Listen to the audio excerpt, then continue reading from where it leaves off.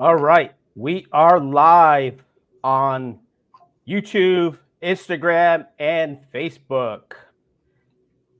Welcome for those of you that are new to here to the Mr. Rental and Homes show. My name is Dominic Danino, aka Mr. Rental and Homes. And in today's episode, we're going to talk about for you agents, just because you have an accepted offer doesn't mean that the deal is done, right? So I am joined today by James Brown, real estate investor, real estate agent in Colorado, EXP agent. Welcome, James. Thanks for joining me. Right on. I'm glad to be here again. Yes. So we've done quite a bit of these now, right? We have a nice good mix on the playlist and in our Facebook groups. Speaking of Facebook groups, if you have a comment, question, and you're in one of the Facebook groups, you have to let StreamYard give permission to StreamYard to access your name and picture, so that we know if you have a question, we know who it came from, right? So post your questions, comments, say hello, and thank you for joining us. So I'll leave that up for just a couple of seconds here as we get more people popping into the live stream. All right, buddy. So how's it going today? Busy day. Oh, man. Yeah. As I told you before, kind of craziness. Yeah, life of the entrepreneur, right? So, I mean, that's just a reality. And this kind of leads to the topic of the day, just talking about your own scenario, right? Just because you think you have a deal working and it's all done, it's not done until the end, right? Until it closes, till all the money's at closing, to all the conditions potentially from a lender are there. Everybody signs their document, everybody shows up, nobody gets cold feet, right? There's always something that could happen. So when we say just because you have an accepted offer, so as an agent, when you make an offer on a purchase, you have a buyer, you may have a pre-approval from a lender. Well, that pre-approval is not final. It's an approval contingent upon additional conditions, right? And so some of those conditions may be escrow instructions, and maybe appraisal conditions, and maybe, right? So it may be conditions of the collateral. Some of them may be buyer to provide conditions, right? So the borrower still may need to provide additional items, potentially maybe tax returns, maybe W-2s, maybe pay stubs, verification of employment, right? Whatever it may be, gift fund, sometimes gift letter. Oh no, my gifter disappeared, they changed their mind or whatnot, and you thought you had an approval. So sometimes deals do fall apart in the middle of escrow, right? And now you're having to scramble to see how can I save this deal, because you still want to get paid, right? And that buyer still wants to get the house, but maybe something happened along the lines, right? And even though you may counsel them, you may coach these buyers, hey, don't do anything crazy. People still do stuff, right? Because people are people, right? People still quit their jobs in the middle of the transaction, right? I mean, it's happened. I've seen it, right? People take on additional debt, right? Maybe, how about during COVID? Like, we have people in escrow and COVID hit, and now you have shutdowns, and now you had employers that were furloughing people, right? And now all the lenders say, hold on, wait a minute. We're not closing. We're not sending any money to any closing because we don't know what's happening, right? I mean, these people lose their jobs. They're going to be out of work. They're going to be furloughed. What's going to happen? Who's going to make these payments? It happens. I mean, it was nuts, right? COVID was nuts, right? In the middle of everything, there were transactions that are in the middle of closing, and they were halted. It's like, nope, no money. Let's do the verification of employment again. Let's call the employers. Let's get updated pay stubs. Let's get everything updated just to make sure that this is going to be valid, and they're going to still have a job, and there's going to be income coming in to make these payments, right? So, yep. I mean, that's an extreme case, but it happens, right? Yep. We've lived through it. I've lived through multiple versions of this, right? Financial crisis. We've had COVID. We've had a couple of others situations, right? I don't know, Bitcoin taking a big crash, and some people are using their Bitcoin account to put their down payment on their house, right? And Bitcoin crashes over the weekend. Now that asset statement doesn't have that same value that it did before when they got the pre-approval. So multiple things could happen along the way, in addition to any potential property condition issues. But these are the types of things that happen. And you were speaking to another transaction you're working on, not on the residential side, but it's a prime example of stuff happening along the way, and you don't get it to the finish line. So anything you want to share with that? Yeah, we were down to the wire, literally, figuratively, trying to get the wire through. The IRA custodian dropped the ball 2 days in a row, didn't get the money wired. No, we hit our deadline, 4:00 our time. It's not going to happen. That's unfortunate. Yeah, you have third parties that are involved, right? Maybe it's not just you as the agent or lender or the borrower. There's third parties. Sometimes they got to get confirmation. Hey, the funds are coming from a 401k or an IRA, and you have a third party custodian that has to do something to send the funds. They forget to send. Oh, they didn't get the right paperwork signed by the buyer, and now they're scrambling to get all that. Or a turn time is 48 hours for any request, right? It's like, right, they're on their own schedule, right? They're not on your schedule, right? Yeah. Unfortunately, that's just the reality of business, and you're scrambling and trying to delay, extend the contract. Can we postpone? Then the seller is mad. The seller's agent is mad. You got all kinds of things working, right? So you got to put out some fires there to try to get this thing to the finish line. Yep. Tell me of any situations you had personally, right, or transactions you've been involved with that you as an agent kind of had some of these things that you're scrambling last minute, or things along the ways happened that kept the original approval or the original transaction closing as scheduled based on the pre-approval that they may have been received by the lender. Yeah. I'm just trying to think, like when seems like that when I've bought houses before, personal residences, there's always something last minute. And like sometimes it's, our fault, or there's a third party, or the lender didn't ask for something. It's like, I remember that going, there's like 2 or 3 things. I'm like, why is this a fire drill? Like, you should have told me this weeks ago that I needed to get this to you. And then it's my problem. Just stuff like that happens. Yeah. Real estate transactions tend to be a scramble, right? Everything's a rush. Everything's last minute, right? You're dependent on third parties. Let's see, insurance declaration. Somebody requested the insurance, it hasn't come back. The insurance agent's on vacation. I had that like 3 transactions ago. Insurance agent's on vacation, hadn't responded for 2 weeks. Scrambling, trying to call around, call another office, call another office of that same company, and they're like, oh, well, we don't have that. That's not our. They're independent agents, independent offices, right? So there's no response. Like, okay, let's scramble and try to get another agent to give us a insurance quote or so forth, right? And then maybe that insurance quote is different, right? Maybe the original one was say 500, and now the new one is 850 because of the different insurance company. Now you have maybe short funds to close. Maybe the escrow amount now goes up, right? You divide 850 divided by 12 versus 500 divided by 12, and now the DTI could be impacted, right? So you have all these crazy things that can happen in a transaction. So for us that are in the business, we understand that this is just the nature of the beast, right? Month end, there should be an insanity, right? Everything's hurry up, rush. Everything's a fire drill. Everything's an emergency.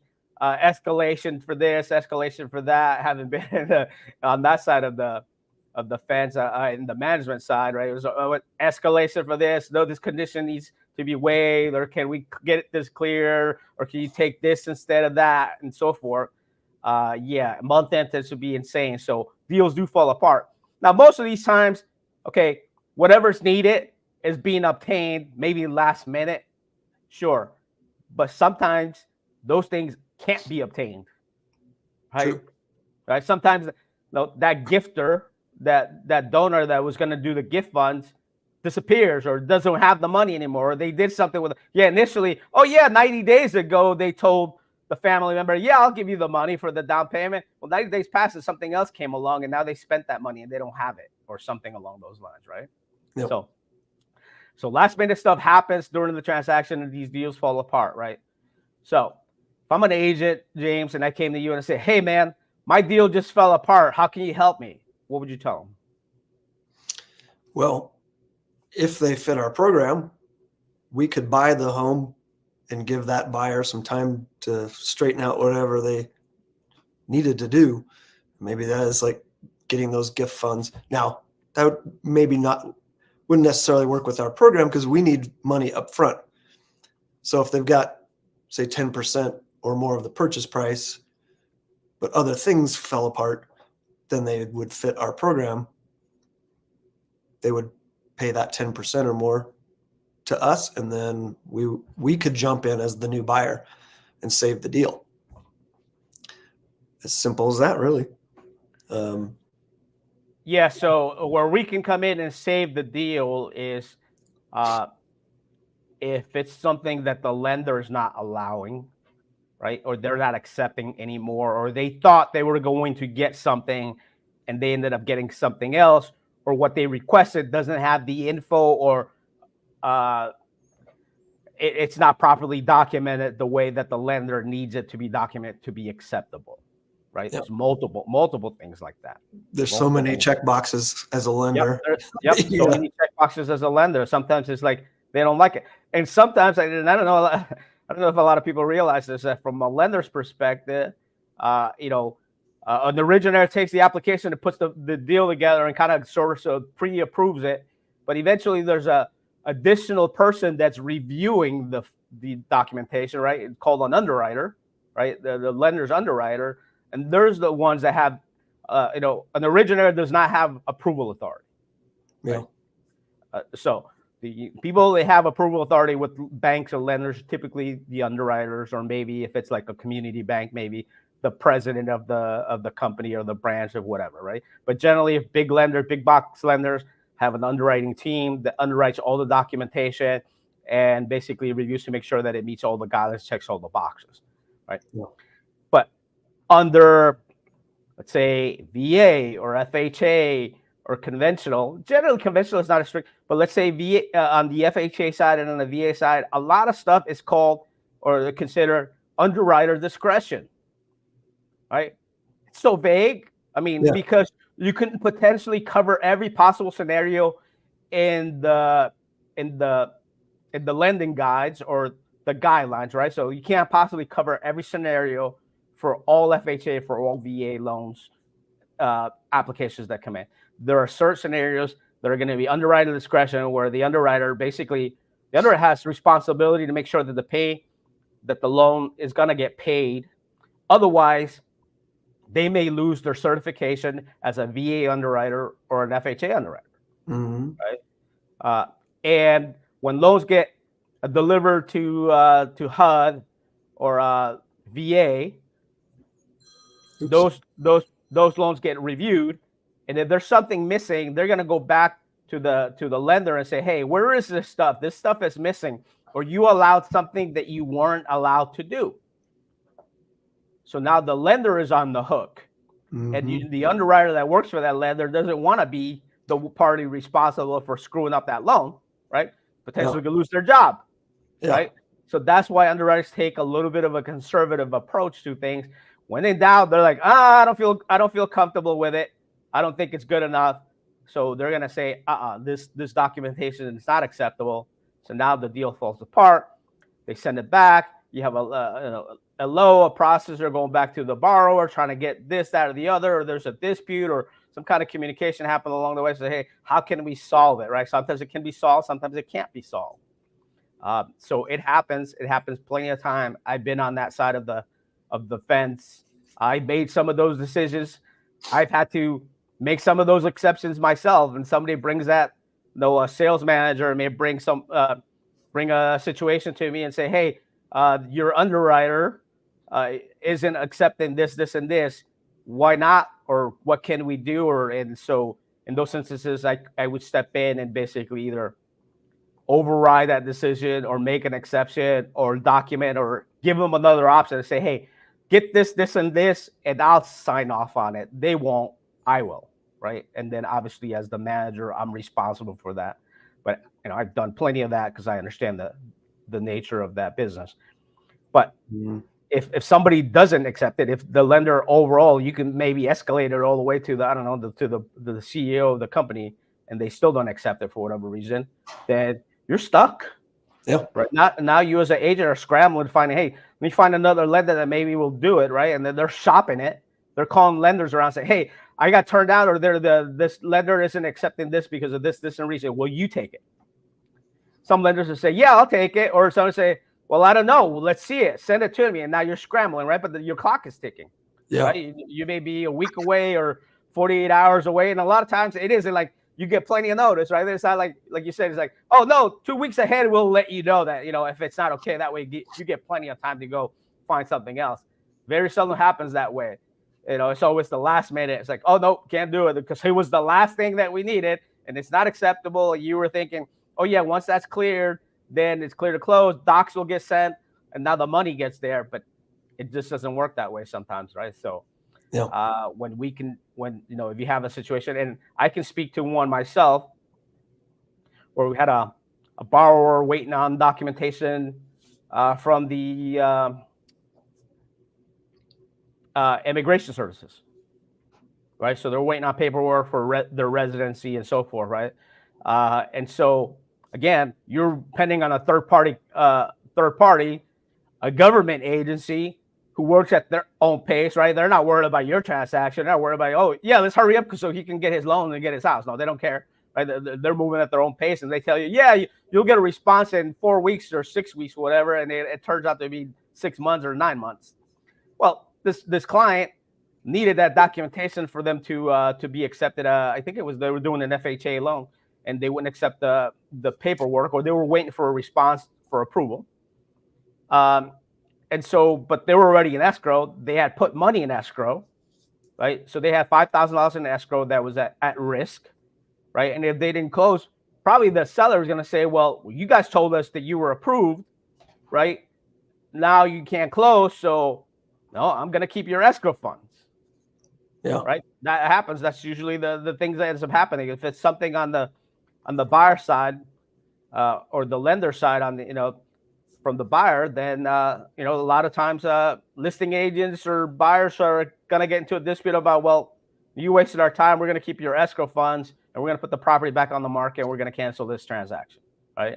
So that happens. Anyway, so they were at risk for losing their money.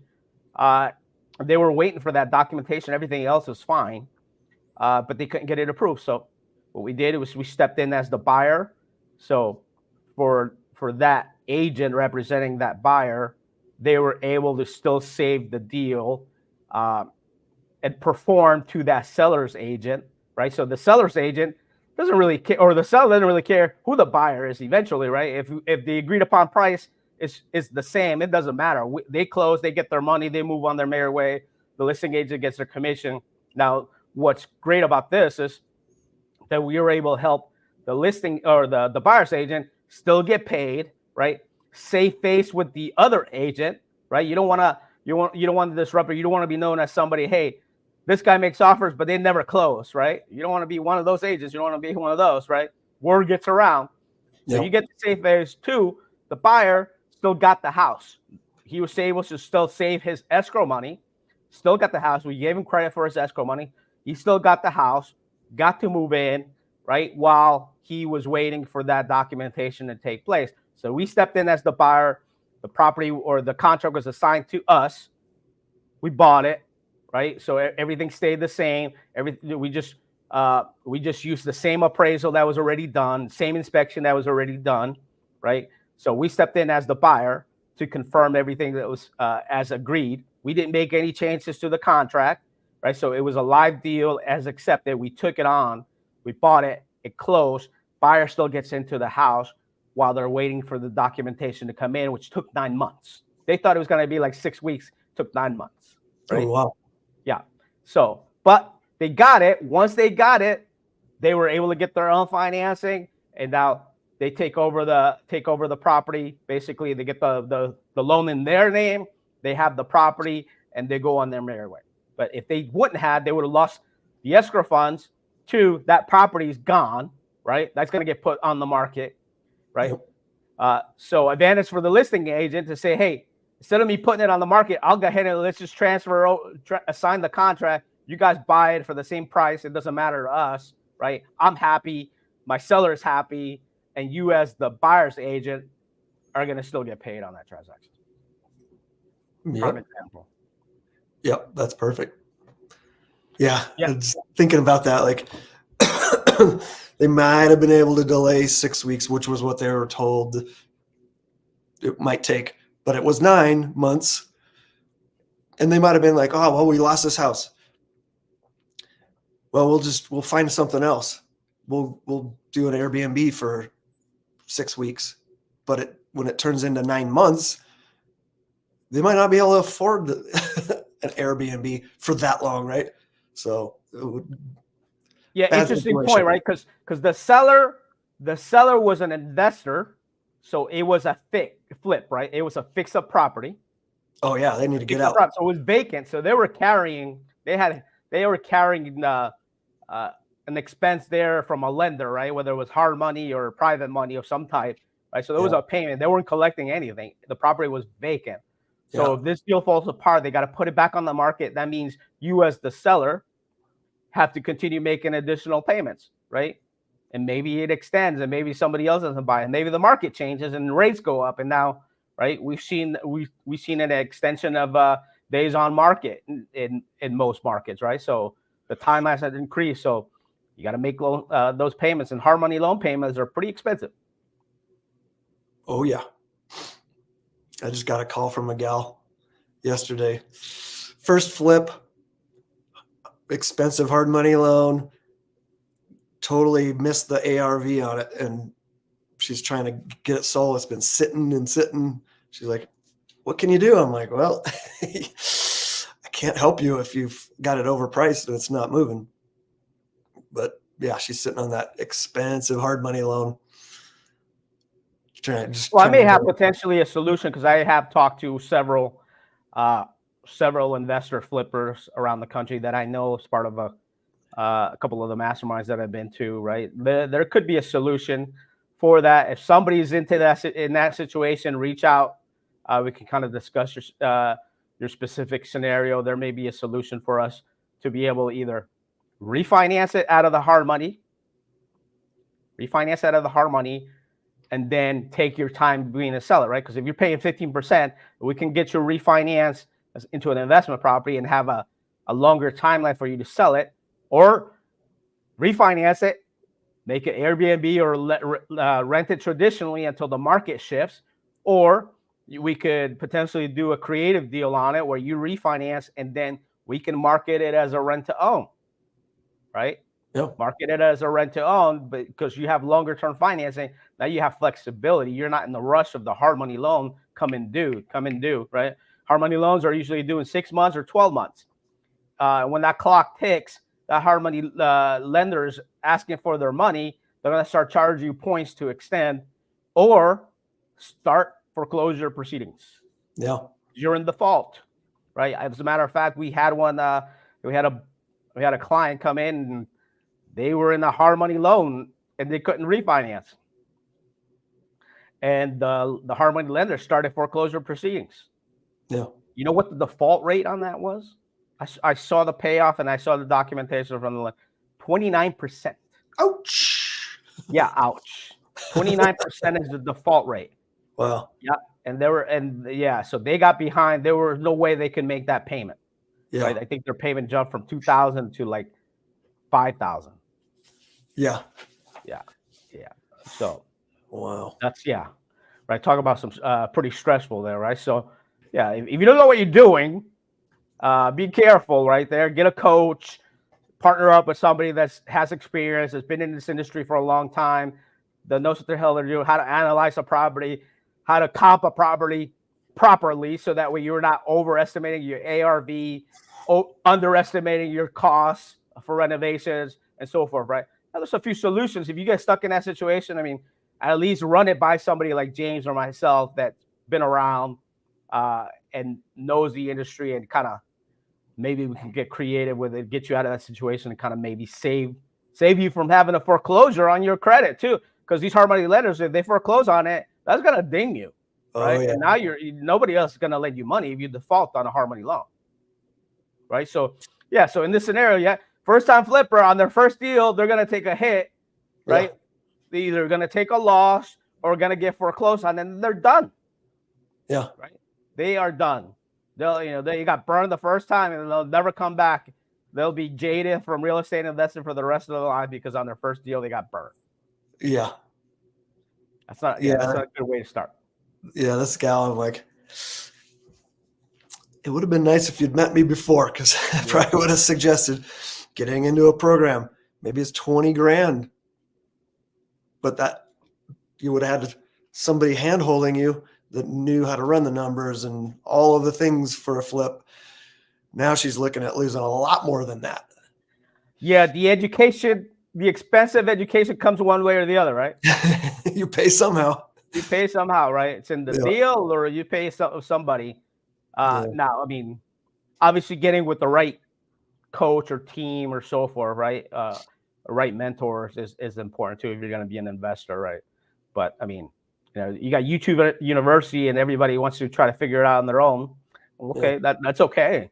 I mean, that's okay, but there's more of these situations that come up that happen, like you spoke to, first time flipper, than there are success stories. Right.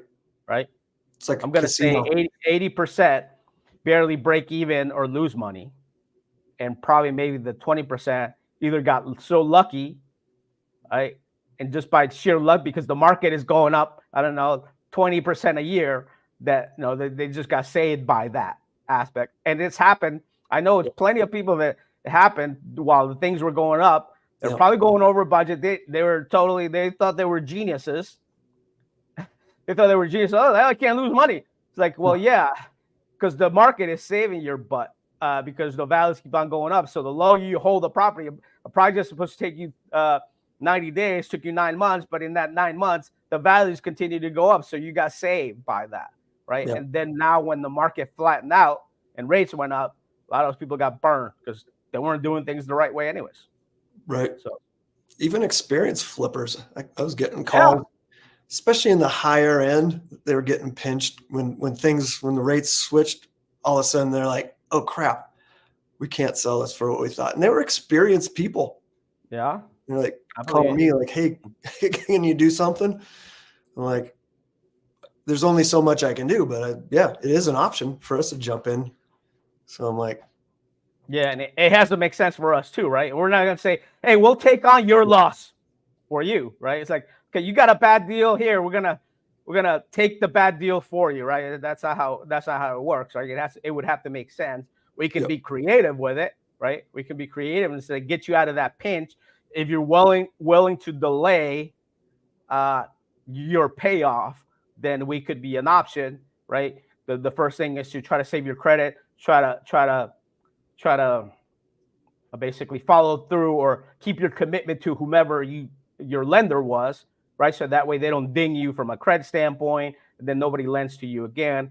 Give you a couple of options that you could approach it to say, hey, it isn't going to be the traditional way, right? You're going to have to get comfortable that it's not the traditional way, but there could be a solution. And then the payoff isn't going to be how you thought or today, but at least get you out of the bind. And maybe you walk away with a little bit of money. At least if you don't walk away, you can walk away unscathed.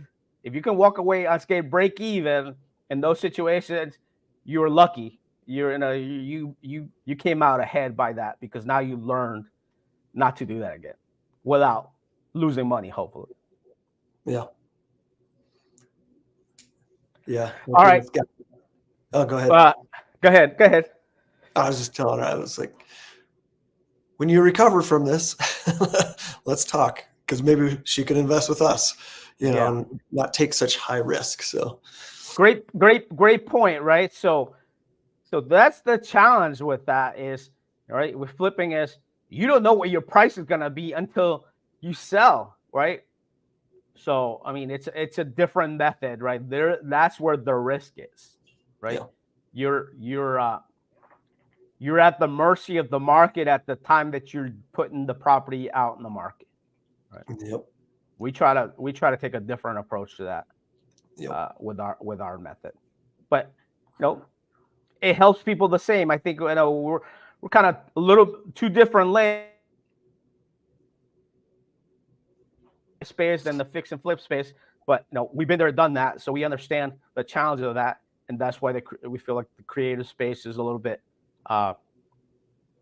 more flexible, more giving, and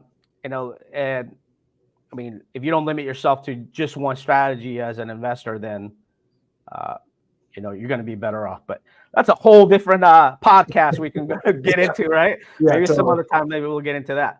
All right. In conclusion, James, so anything you wanna add here, or you want to close out this live here about just because you have an accepted offer doesn't mean that the deal is done, right? Deals do fall apart. Yeah, reach out to us if you're in Colorado, Arizona, where Dom is, or any other state. If you're listening, we can look at any state. Yeah, we can run numbers and see if we can help save it. We've talked on other shows about like new construction. This happens with new construction too. Still a loan that can blow up, so we can save those deals too.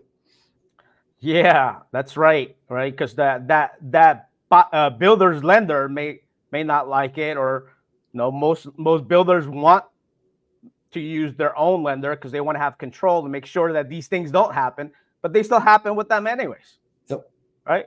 Because it isn't like if they're missing documentation that the builder's lender is just going to say, okay, then never mind, we don't need it, we'll just go ahead and give you the money, right? They're still responsible to somebody else because that money's coming from somewhere, right? They still have the responsibility to put a complete and accurate file or loan package to be delivered to somebody else that's putting up that money.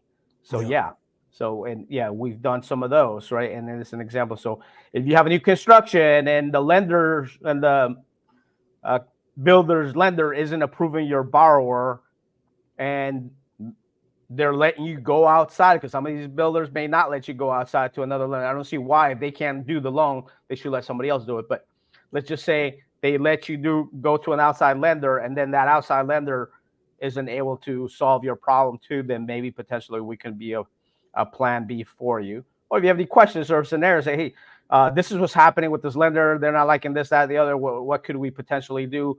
I, as a lender, could probably give you some tips. I'll be honest with you and tell you, say, yeah, they know what they're doing, or they are right. They are asking for the correct documentation. Here's what potentially you could provide, and say, hey, will you accept this? Sometimes they will, sometimes they won't. Maybe I can direct you to another way, or if no options are there, but the borrower still wants it, their money is at risk because they have to front the money to get that property in that lot secure, right? They have to put security deposit, and maybe they did upgrades. They probably have to put more money for upgrades too, right? So there's money at risk, and if it doesn't go through, that builder's going to keep that money, right? So we could potentially be a solution for you. Yep. All right. Well, until next time, thank you all for being here. My name is Dominic Danino, aka Mr. Rent-to-Own Homes. I can be reached at Mr. Rent-to-Own Homes on Instagram, TikTok, on my YouTube channel, or in the in my bio on the live stream information on YouTube, or on Instagram, or on Facebook. So until next time, we'll see you. Bye-bye.